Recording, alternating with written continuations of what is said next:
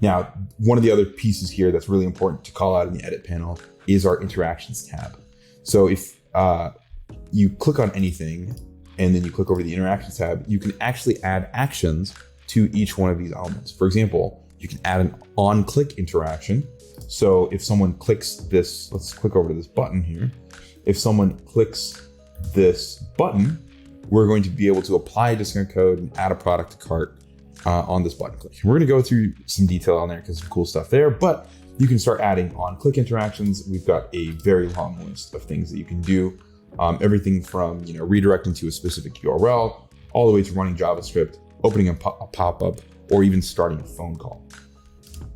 You also have mouse over interactions. So if you wanted to animate or change in some way when you mouse over, or create some specific animations as well, you have the ability to do so right here in Replo. And these are simple animations. I'm not going to say that we're going to turn you into the next Pixar by any means, but this gets you started way better than you have ever been able to before without the use of code in a Shopify experience.